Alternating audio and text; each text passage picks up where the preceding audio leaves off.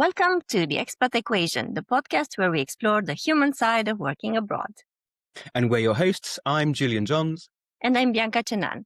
We're both expats and inclusion professionals, and through our work at Candidate Aid and Culture Flow, we help companies and international professionals grow together. In each episode, we talk to people shaping the global workforce, whether it's internationals navigating their careers abroad or the business leaders creating space for them. Today's guest is Cynthia Myrnes, the CEO at Relocation AS in Stavanger, Norway. We'll explore their approach to supporting and relocating internationals, what inclusion looks like inside their company and to their customers, and the lessons they've learned along the way.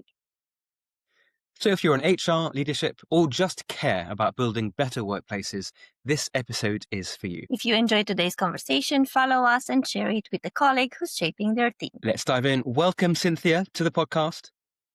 Thank you very much. Welcome. It's an honor to be here. To start, I would like to ask you, Cynthia, if you could share a little bit about your background, and maybe we can start with where you're from, because you're an international yourself. Yes, that's right. So I'm originally from Singapore, born and raised in Singapore, and lived there pretty much up until I went to university in Perth, Australia. And then I met a Norwegian man, and that's what brought me here to Norway 18 years ago. So I've lived here for 18 years now. Oh, that's great.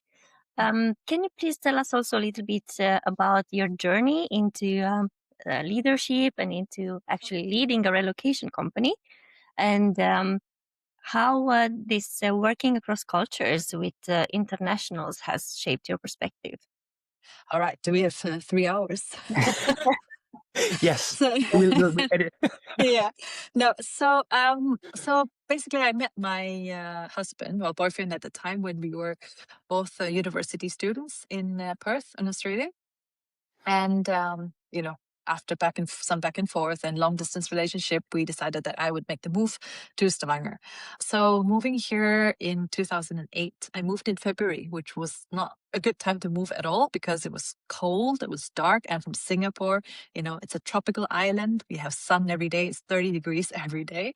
And then moving here and coming to the cold and the darkness, that was quite a shock to the system, even though I had come to visit Stavanger twice before, but still. Actually moving here was quite different.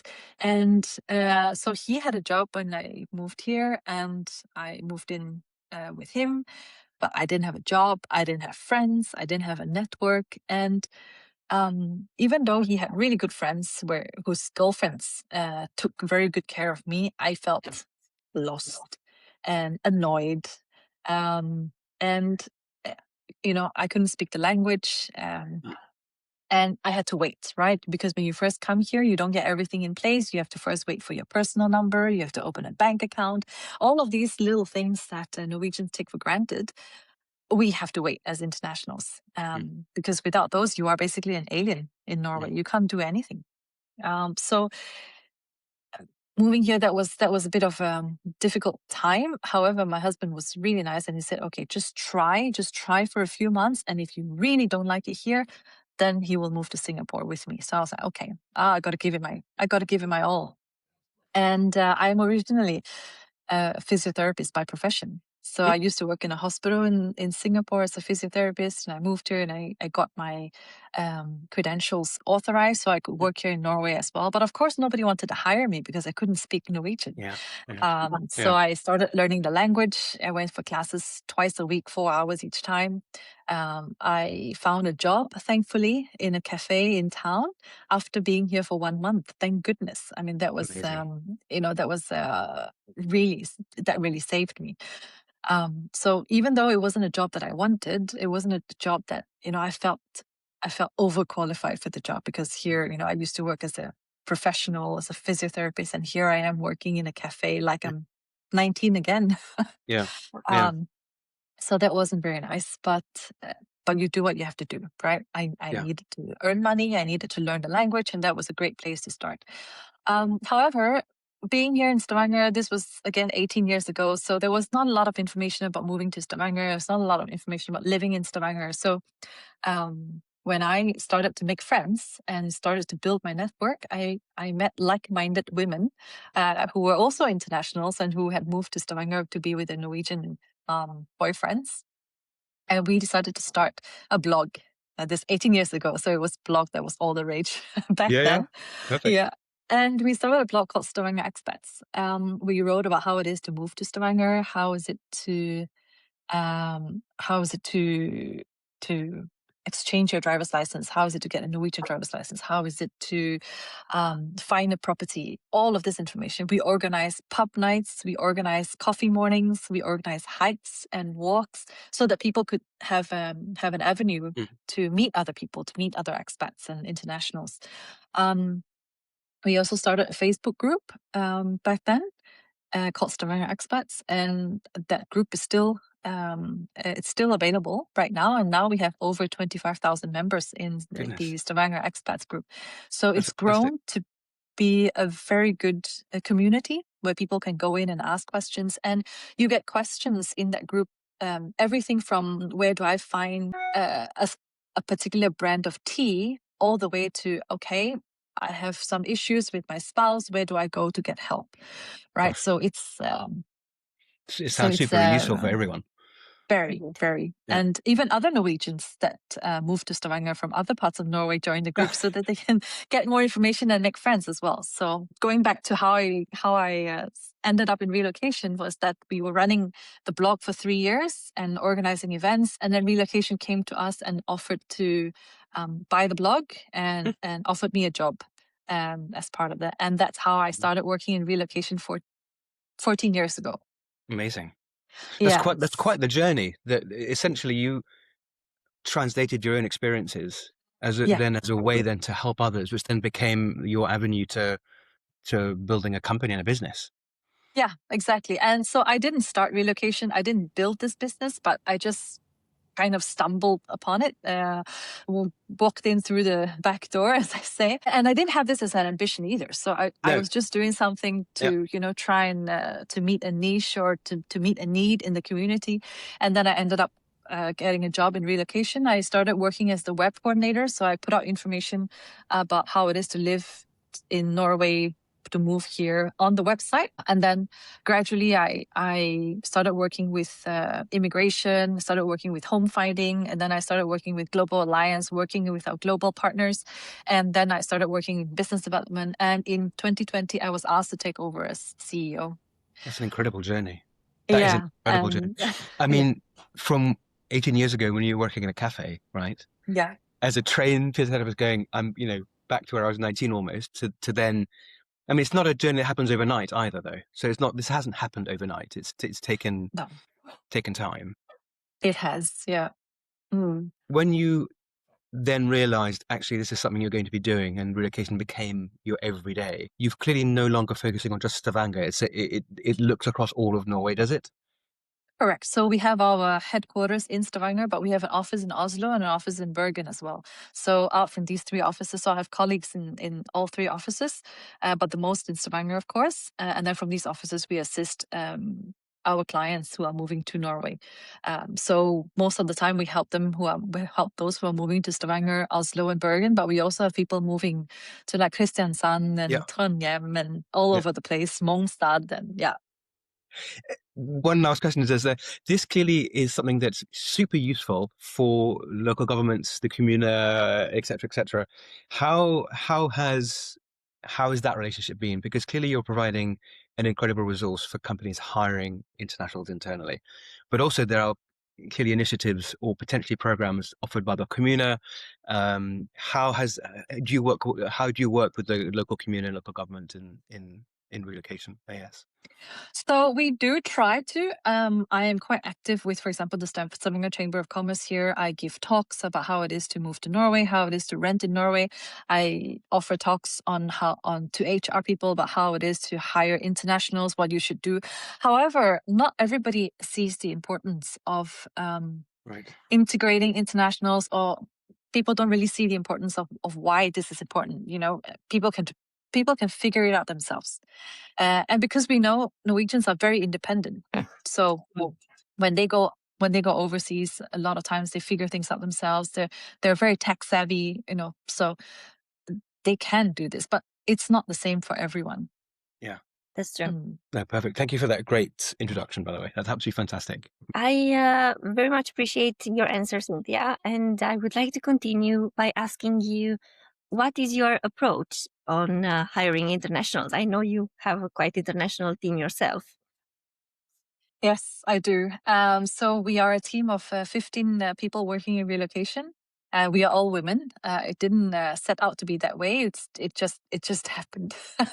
And we have 10 nationalities out of 15 people working here in relocation. So, well, I myself had problems finding a job as an international person, and after getting into a position where I could make a difference for other people, I decided to focus on, besides hiring for the company, but also where I can help other internationals as well. So it ended up with us having 10 nationalities here in the workforce, and it's been really good because it's been a learning process for all of us as well. We do have Norwegians, of course, but also learning from every single person.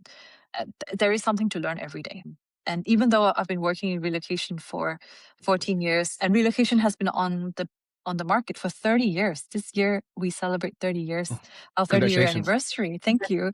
There's still so much to learn. Depending on who you are helping, who you are dealing with, and where they come from, what kind of culture they have.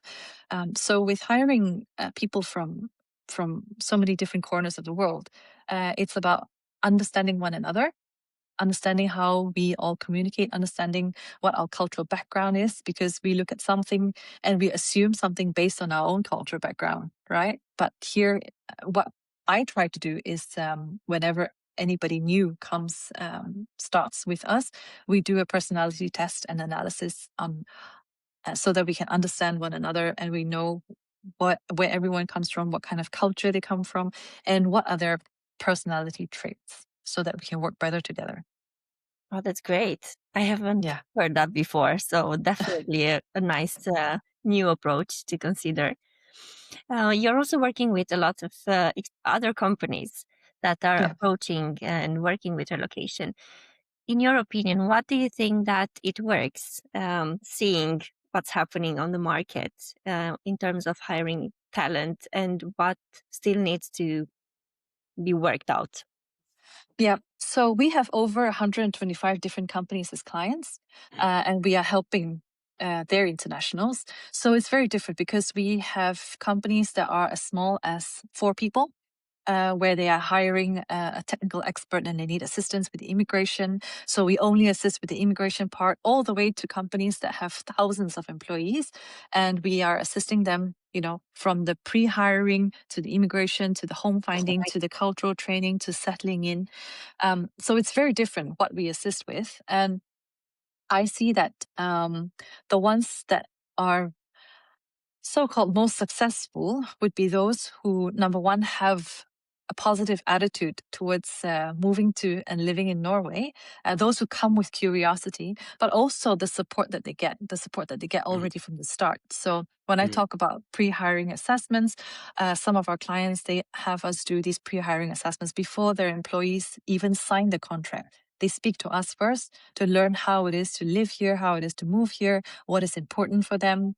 Maybe they have kids and then schooling is important. Maybe they have a spouse, a trailing spouse, and then is he or she going to be able to find work? So these things, they get their questions answered by us first, instead of talking to random people or maybe Googling, because sometimes when you Google, you don't get accurate information, or you get colleagues that have moved here during COVID and they can rent an apartment for 10,000 kroner a month. But that's not possible today. Unfortunately not. No. So it's things like that's important. So we already we give them information so that they can work with before they come here. And then when we assist them with the immigration, they don't have to worry about anything. All they need to do is we just tell them what we need from them. They provide us those documents, and then we can assist them. Same with home finding. It's sometimes a very competitive market now, and it's very difficult for internationals to to even be invited to viewings, much less renting properties, but just to be invited to the viewings takes a lot. If depending on where you come from, depending on how many people there are in your family, depending on the budget that you have. So we assist with that. We explain to them, what your, based on your budget, what you can expect to get. Do you need to move further away from the city center? Can you live closer to the city? What are the options? Yeah. And a lot of people, when they move here, it's very natural. I mean, we've done it ourselves. Yeah. Every time we move to a new place or we go to visit a new place, we always compare it with what we know, right? And so that's important. I think giving the information and providing context that, okay, this is what you know, but it's not like that in Norway. Mm-hmm. And how open are the companies to offer these services to their international hires? Are they open to do that, or they just consider that this is something that people should just figure out? Yes, we have mixed feedback on that as well. Some people feel like this is something that people should be able to figure out themselves because moving to Norway is very easy. Norway is a very well-functioning, efficient country, and it is if you are in the system. Yeah. But if you're not in the system, or if you don't understand the language, or if you don't understand the culture, it can be quite difficult to navigate. And we see that the ones that really champion for the services that we do are people that have moved themselves either to Norway or they have been expats in other countries and they've come back to Norway. So Norwegians that have lived elsewhere and come back to Norway, and they really understand the struggles of how it is to move to a different country. Indeed, it's a quite big struggle to move, and if you don't experience it yourself, then it's very hard to imagine. Absolutely, and I see it with relocation as well. We can tell our customers that we understand because we have been through all the challenges that you are going through. And even the Norwegians that are working in relocation, they have all lived abroad before. After the hiring and you have the onboarding phase, and they hopefully that first 3-6 months goes really well. A report came out, I think, at the beginning of the year. Oslo University talked about the single most important factor that helps people kind of adapt and become happy in the workplace is actually their manager. There are other things as well. For example, there is culture shock that happens, and that you have to learn how to deal with that. That's a lot of stress. But when I read that report, I was thinking, gosh, there's not much support given to a manager in the workplace if they're hiring internationals. When I read it, I thought, not only does a manager have to deal with their day job and then the new hire and then do all the performance work, how is this something that on your side, you said you interviewed the candidates coming in, do you take time to work with the managers as well to make sure they have the bandwidth to We do if our clients decide to spend money on this. Interesting. Right. So it is a service that we provide as well. So intercultural understanding, intercultural training for leaders, for managers. But yeah, so it's dependent on whether people see the value of it. Interesting. Because you're absolutely right. I think there is this attitude, particularly in Norway, where we're okay. You're an adult, right? Work it out for yourself. But so often when you break it down, you see the managers trying to work with, let's say, a Polish person or an Indian person or someone, and you understand that you can see this friction occurring, and you go, well, that's because of these reasons, and they have no idea. And I can share a very small example with you. So we have a client, and they've hired quite a lot of internationals. And in Norway we have this dugnad spirit. When you are in the office and it's the kitchen, everybody chips in to clean the kitchen, right? You unload the dishwasher, you load the dishwasher. But when you hire internationals from other countries, sometimes if nobody tells them, they don't understand that this is expected of them. So then they just leave their cups, their coffee cups or their plates in the sink or around the sink, and they don't chip in with unloading and loading the dishwasher. Right? So it's just small things like this that really annoy some people, and some people just have no clue. Oh, I didn't know I was expected to do that. Yeah. Because in their country, if they were to do this work, then they would be taking a job away from the cleaners. Exactly. I think there's this understanding there that sometimes those tiny nuances are they part of the team or not, right? And that becomes Yeah. really the crucial factor about working in Norway, which is, are they part of the team or not? Yeah, you mentioned that you have a very nice and very thoughtful onboarding process at relocation. But do you have the chance to see how the onboarding goes to your customers? Do they do something special for internationals, or do they make sure that they actually support and integrate the internationals after they joined? Yeah. So, like I mentioned, we have clients from very many different companies. So the ones that do, I would call the full package, would be the ones that first start with a look and see trip. So they will pay for their employees and the families to come to Norway to have a look, to visit the schools, to visit some properties, to understand, to visit the city center, to see how it is to live in Norway, to experience Norway. And then that already sets the pace. That already sets the expectations that, okay, you will be going to somewhere that you know. But we have the vast majority of our customers, they come here without ever having visited Norway before. So it's quite daunting to move to somewhere that you have never visited before. So the clients of ours that do that, they feel supported, already from the start. And then when they finally decide to sign the employment contract, then we help them with their immigration, we help them with the home finding. And some of our clients, they actually provide temporary housing for their employees when they first move to Norway. So that is anywhere from 30 days, 45 days, or 90 days, so that the employees can find their own property once they have arrived here. Some of our clients don't do that at all. They don't provide any temporary accommodation. All of that is to be paid by the employees themselves. So it's a very big difference in what we see in how internationals are supported. We also have some clients where we support them throughout their stay, meaning that we are here for them and they can reach out to us throughout their entire stay, whether it's 2 years, 3 years, or 4 years. But most of the time, again, vast majority of our clients, we help them when they first move here, and then they're on their own. Okay, so it's not necessarily service that it's appreciated well enough on the market. No, not for everyone. Not everyone understands, and of course, not all clients have the resources as well to support this process too. Because, like I said, some of our clients are very small companies or they're startups, and they don't have the kind of resources that, for example, the oil and gas companies might have. Exactly, and that makes sense. And that makes a difference. Yes. Thank you. So, we're now going to have a quick fire round. What's the first thing you do when onboarding a new team member at Relocation AS? We have lunch together. Great. One culture. Yeah, that's most important. Basically, to just get to know the person and having the person shadow an experienced colleague. Perfect. One culture you've learned a lot from. One culture that I've learned a lot from. Oh, that's a difficult one to answer. I have learned a lot from all kinds of cultures. I mean, I'm from Singapore, and we are a very multicultural country. So I've grown up. I'm ethnically Chinese, but I've grown up with Malays and Indians, and all nationality or all ethnicities.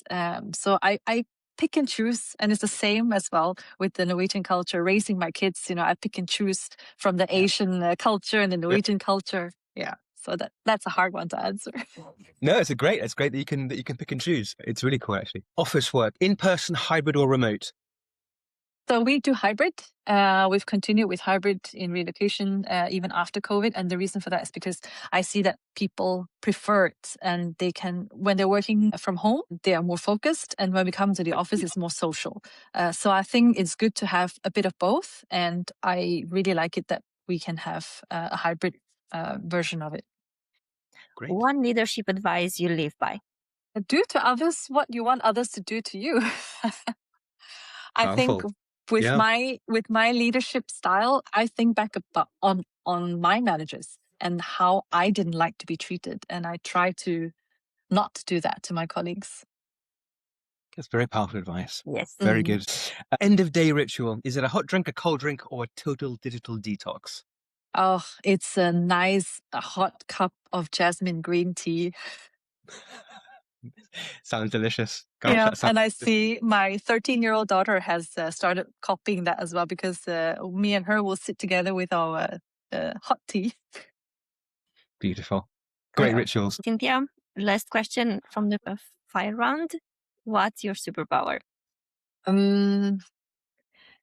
Seeing the positives in people and in situations. My kids say I'm annoyingly positive, so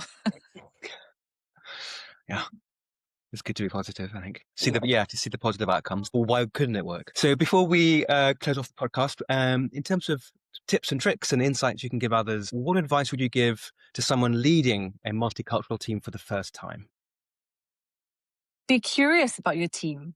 Learn about them, learn about where they're from, learn about their culture. What are they used to? What does no mean to them? What do things mean to them? Because you know what rules and guidelines mean to you, but what does it mean to them? So learn and try and see things from their perspective. I think that's very important. Great. What does a truly inclusive workplace mean to you? Well, I think it means that everyone has the opportunity to express what they're thinking and what they're feeling without fear of any repercussions.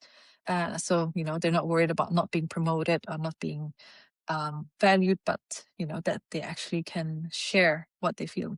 I think that's important. Oh, that sounds great. If you could redesign the hiring process from scratch with internationals in mind, where would you start? Most important thing would be to add pre-hiring assessments. I think that would be very important for internationals to have information before making the decision to sign the employment contract. Thanks, Cynthia. Thank you so much for joining the podcast today. It's been a pleasure to learn more about your journey, but also how you're helping other people on similar journeys navigating new cultures. Thank you so much. Thank you so much. It's been a pleasure to be here. Yeah. So that was Cynthia giving us a behind-the-scenes look at what it really takes to create inclusive global workplaces. We hope you're leaving this episode with a new idea, a fresh perspective, or maybe a little inspiration to try something different. And if you're an international professional looking for support or a company wanting to improve how you hire and support global talent, you'll find links to Candidate Aid and Culture Flow in the show notes. We'd love to support your journey. don't forget to subscribe and share this with anyone working in HR or living the international experience. This is the Expat Equation powered by Candidate Aid and Culture Flow. See you next time. See you next time.